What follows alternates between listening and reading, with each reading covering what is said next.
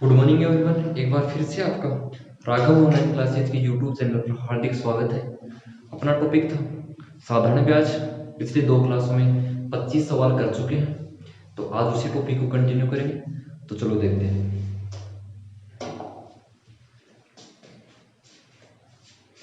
एक आदमी अपनी धनराशि का 1/3 भाग 3% वार्षिक दर 1/6 भाग 6% वार्षिक दर तथा शेष भाग 8% वार्षिक साधारण ब्याज दर पर उधार देता है। यदि वर्ष के अंत में उसे कुल 600 रुपए का साधारण ब्याज मिले तो धनराशि क्या होगी? देखो, माना धनराशि थी 1 यूनिट,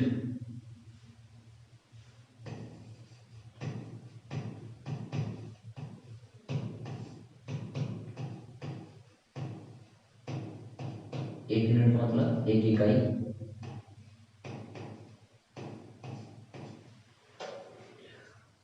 अब इसमें से 1/3 भाग दिया 3% वार्षिक दर, 1/3 भाग दिया 3% ब्याज दर पर, 1/6 भाग दिया 6% ब्याज दर पर। बोल रहा है कि शेष भाग 8% वार्षिक साधारण ब्याज दर, यानी 1/3 और 1/6, 1/3 प्लस 1/6 एलसीएम लेंगे तो क्या आएगा 6, 2 प्लस 1 यानी 3/6, काटेंगे तो 1/2, यानी 1/2 है वो धनराशि उधार दे चुका है। शेष राशि कितनी आएगी? कुल धनराशि कितनी थी 1 यूनिट, तो 1 माइनस 1/2, एलसीएम लिया 2, तो 2 माइनस 1 यानी 1/2। इस 1/2 धनराशि इसको किस ब्याज दर पर दिया 8%, और कुल ब्याज कितना कमाया 600 रुपये।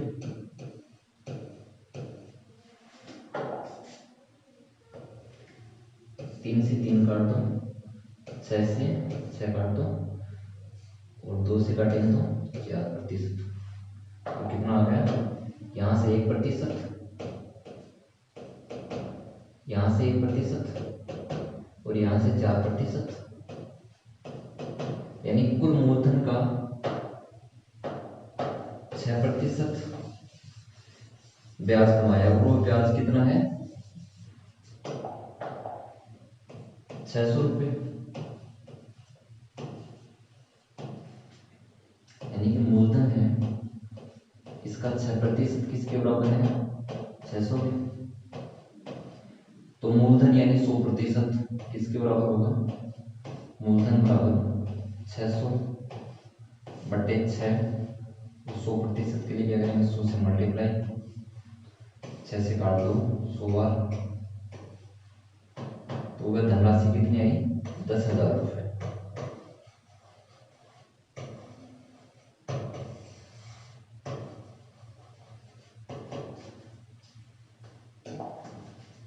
अजय अपनी धनराशि का 1/4 भाग 4% वार्षिक, 1/8 भाग 8% वार्षिक तथा शेष भाग 10% वार्षिक साधारण ब्याज की दर पर उधार देता है। यदि वर्ष के अंत में उससे कुल 1650 रुपए साधारण ब्याज मिले तो धनराशि क्या होगी? देखो, यानी कुल धनराशि अजय के पास 1 यूनिट,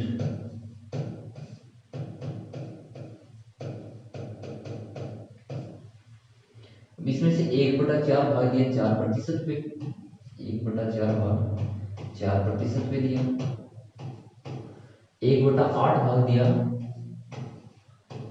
8% ब्याज दर पर, और बोल रहा है कि शेष भाग को दिया 10%। तो शेष भाग कितना होगा? यहाँ से 1/4 प्लस 1/8, ये तो उधार दे चुका है, तो इनका एलसीएम आएगा 8, तो 2 प्लस 1 यानी 3/8, तो शेष यानी कुल धनराशि है 1 माइनस 3/8, तो एलसीएम 8, इसकी धनराशि कितनी आई 5/8। इसको दे रहे हैं 10% ब्याज दर का, 5/8 इंटू 10%, और ब्याज कितना कम है 1650 रुपये।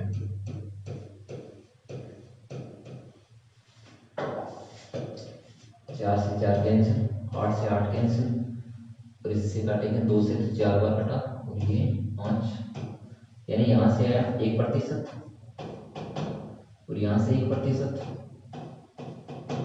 और यहाँ से 25/4 यानी 6.25%, और ये किसके बराबर है 1650 रुपए के। तो ये टोटल कितना हो गया 8.25%, यानी कि मूलधन का है 8.25% है, वो कितना है 1650। तो 100% यानी मूलधन कितना होगा 1650 बटे 8.25 इंटू 100। ये पॉइंट हटाने के लिए 100 से मल्टीप्लाई करेंगे। अब काट दो, 825 से काटेंगे 1650 को तो 2 बार, तो धनराशि कितनी आएगी 2 इंटू 100 इंटू 100 यानी 20,000 रुपये।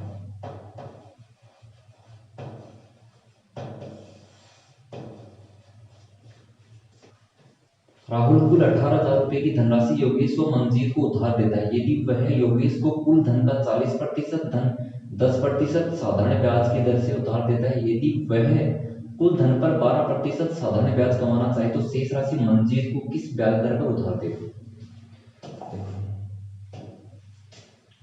राहुल के पास कुल धनराशि कितनी है 18,000 रुपए, और इस पर ब्याज कितना कमाना चाह रहे हैं 12%। 18,000 का 12% कितना होगा 2160 रुपए, यानी कि राहुल है वो 18,000 रुपए धनराशि को उधार देगा 12% पर, तो ब्याज कितना मिलेगा 2160 रुपए। तो आगे बोल रहे हैं योगेश को कुल धन का 40% धन 10% साधारण ब्याज की दर से उधार देता है, तो यानी 18,000 का 40% कितना होगा 18,000 इंटू 40% के लिए क्या करेंगे 40/100,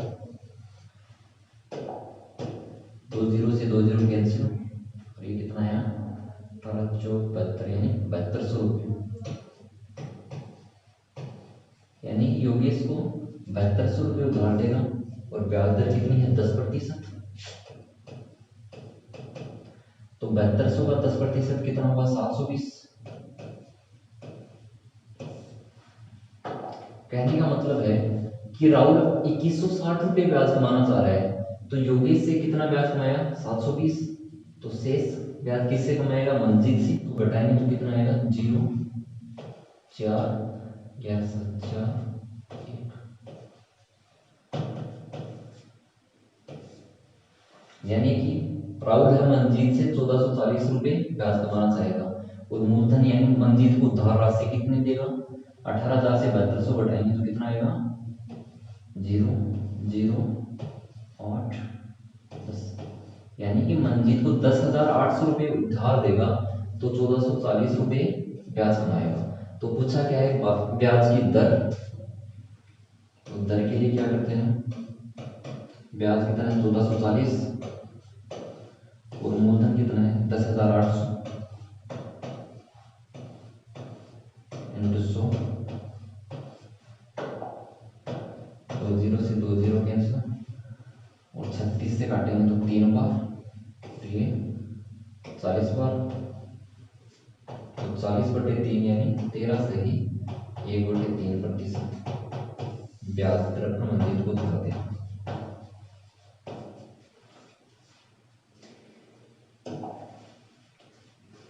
पूजा 20,000 रुपये अपने 2 दोस्तों को उधार देती है।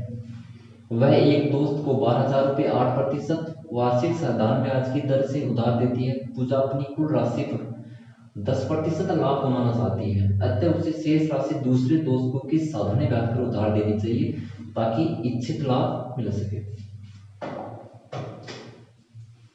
पूजा के पास कितनी धनराशि है? 20,000 रुपये।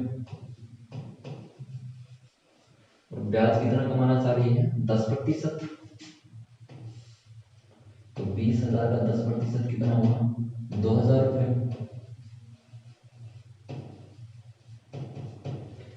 इसमें से 12,000 रुपये एक दोस्त को उधार देती है, यानी 20,000 में से 12,000 तो एक दोस्त को दी। तो ब्याज दर कितनी है? 8%। तो 12,000 का 8% कितना होगा? 12,96 यानी 960 रुपये।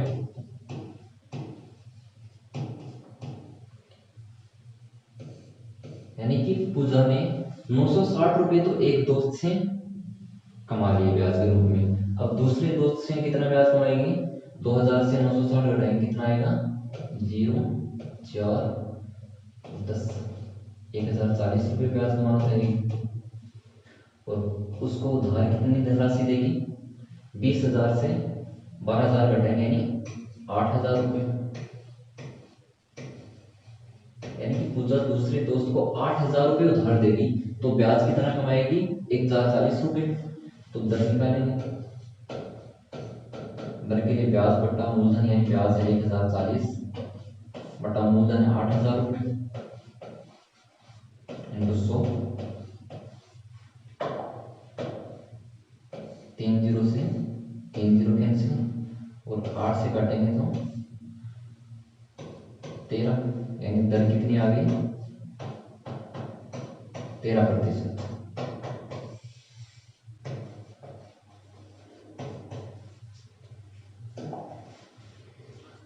राम 7,000 रुपये का कुछ भाग 4% वार्षिक साधारण ब्याज की दर से एसबीआई बैंक में लगाता है और बची हुई राशि का 6% वार्षिक साधारण ब्याज की दर से एक्सिस बैंक में लगाता है। यदि 2 वर्षों का कुल 640 रुपये साधारण ब्याज प्राप्त हुआ हो तो एसबीआई बैंक में कितनी राशि लगाएगी? देखो राम के पास कुल धनराशि कितनी है? 7,000 रुपये। मानो ये सारी धनराशि एसबीआई बैंक में लगाता हूँ तो ब्याज कितना मिलता है? 4%। तो 7,000 का 4% कितना आएगा? 280 रुपये। यानी कि पूरी की पूरी धनराशि है वो एसबीआई बैंक में लगाता तो 280 रुपये ब्याज मिलता। और एक्सिस बैंक में अगर सारी धनराशि लगाता तो ब्याज कितना मिलता? 6%। तो 7,000 का 6% कितना होगा? 420 रुपये। यानी कि राम है वो 7,000 रुपये एक्सिस बैंक में लगाता तो ब्याज कितना मिलता? 420। लेकिन उसे ब्याज 2 वर्ष का ब्याज कितना मिला? 640 रुपये। तो 1 वर्ष का ब्याज कितना हुआ? 320 रुपये। तो राम को ब्याज कितना मिला? 320 रुपये 1 वर्ष का। तो यहाँ पर एडिकेशन लगाते हैं, यानी कि 420 से 320 घटाएंगे कितना आएगा? 100। और 320 से 280 घटाएंगे कितना आएगा? 40। काट दो, यानी 20 से काटेंगे तो 5 बार और इधर 2 बार। यानी कि राम के पास अगर 7 धनराशि है तो वो एसबीआई में लगाएगा 5 और एक्सिस में लगाएगा 2। लेकिन सवाल में बोल रहा है कि राम ने तो भाई 7,000 रुपये लगाए, यानी कितना बना है? 1,000 बना। तो सवाल में बोल रहा है कि एसबीआई बैंक में कितनी धनराशि लगाई? तो एसबीआई में कितनी लगाई? 5 है। तो 5 का 1,000 गुना कितना होगा? 5,000।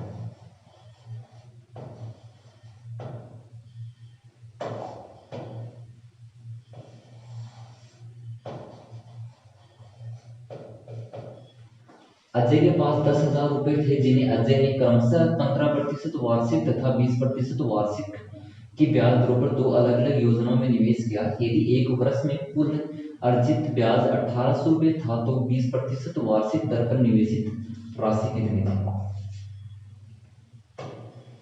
देखो अजय के पास कितनी धनराशि थी? 10,000 रुपये। अगर वो 15% सारी की सारी धनराशि है वो 15% ब्याज दर पर उधार देता तो ब्याज कितना मिलता? यानी 10,000 का 15% कितना होगा? 1,500। और सारी की सारी धनराशि है वो 20% ब्याज दर पर उधार देता हूँ, तो ब्याज कितना मिलता 2000 रुपये। लेकिन अजय को ब्याज मिला कितना 1800 रुपये।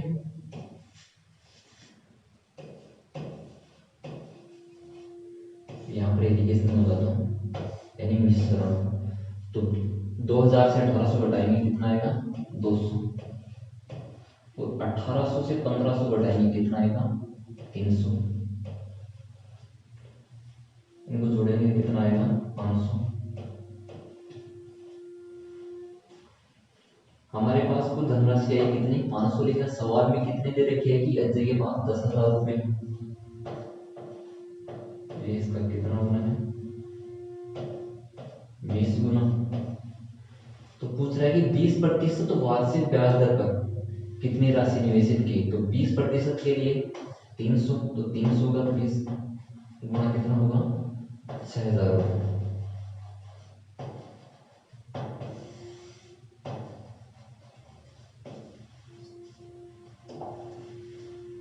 यदि दर तथा समय का संख्यात्मक मान बराबर हो तो किसी राशि का साधारण ब्याज 9/25 हो जाता है तो दर होगी, यानी सवाल में बोल रहे हैं कि दर यानी आर उस समय है टी, इनका संख्यात्मक मान है बराबर। तो आगे बोल रहे हैं कि किसी राशि का साधारण ब्याज 9/25 हो जाता है, यानी 9/25। कहने का मतलब है कि 9 ब्याज है और मूलधन कितना है 25।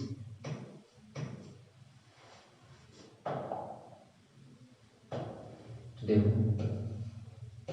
एस आई बराबर कितना होता है टी यानी मूलधन आर यानी दर और टी यानी समय बटा 100। तो ब्याज कितना है 9 और मूलधन 25 यानी पी की वैल्यू 25 इंटू आर। अब ध्यान दे रखा है कि आर और टी यानी इनका संख्यात्मक मान है बराबर, तो टी की जगह क्या लिख सकता हूं आर बटे 100। 25 से काट दो 4 बार, तो ये कितना आएगा आर इंटू आर यानी आर स्क्वायर, और ये 4 ये 9 की मल्टीप्लाई करेंगे तो कितना आएगा 36। तो आर स्क्वायर का मान आया 36, तो आर का मान कितना आएगा 36 का स्क्वायर रूट कर देंगे, यानी ब्याज की दर कितनी है 6%। अगर फॉर्मूला से करना चाहिए तो इसको कैसे करेंगे,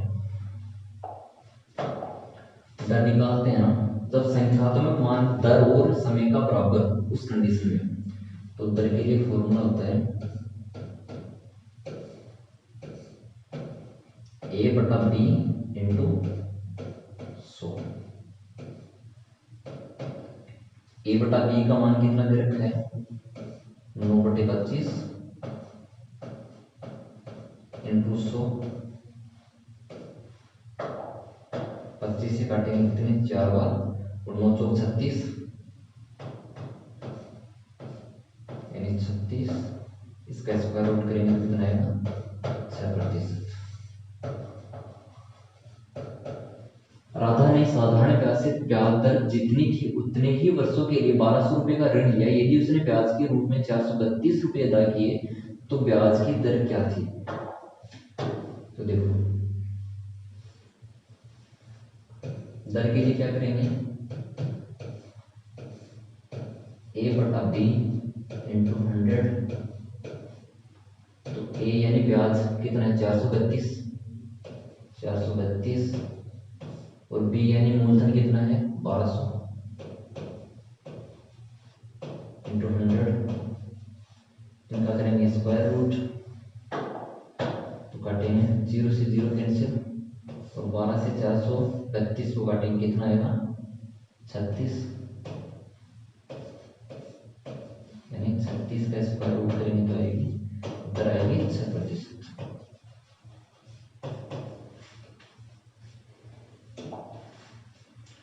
प्रतिशत वार्षिक दर से 3 महीने के लिए निवेश किए गए कितने मूलधन का साधारण ब्याज 25 रुपये होगा। देखो दर कितनी है 5%। 5% को कितना क्या लिखेंगे 1/20, यानी कि अगर मूलधन 20 है तो 1 साल का ब्याज कितना होगा 1।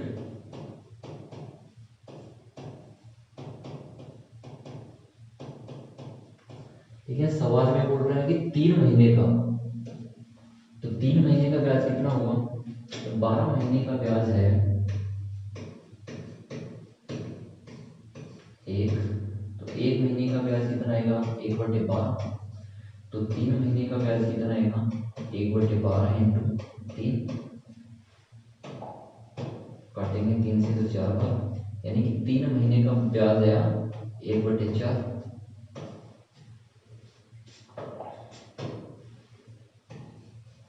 मूलधन है 20, तो ब्याज कितना मिलेगा 1/4। लेकिन सवाल में दे रखा है कि साधारण ब्याज 25 रुपये है, 1/4 की वैल्यू है 25, तो 1 की वैल्यू निकालेंगे, यानी 1/4 है 25 के बराबर, 1 बराबर 25 बट्टा 1/4, तो ये 4 पलट के ऊपर जाएगा, तो 1 का मान कितना आएगा 100। तो सवाल में बोल रहे हैं कि कितने मूलधन का यानी धनराशि पूछी है, तो 20 है तो 20 का 100 गुना कितना होगा 2000 रुपये।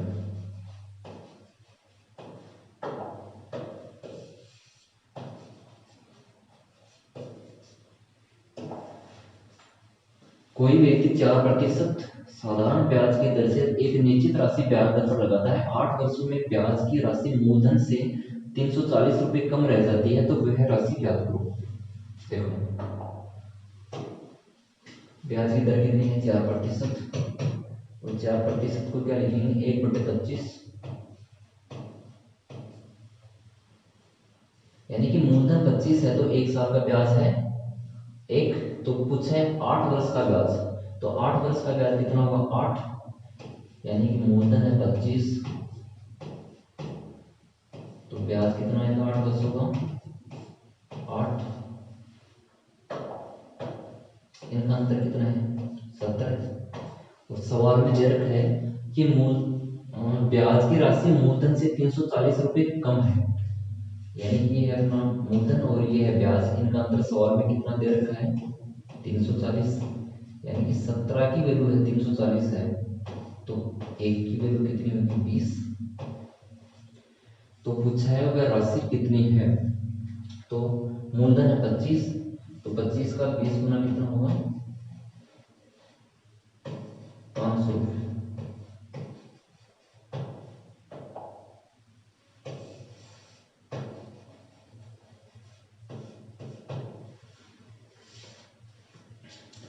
तो आज के लिए इतना ही रखेंगे। अब अपने सवाल बचे हैं इंस्टॉलमेंट यानी किस्त वाले, तो वो कल की क्लास में कंप्लीट कर देंगे। उसके बाद में अपना अगला टॉपिक होगा प्रॉफिट एंड लॉस।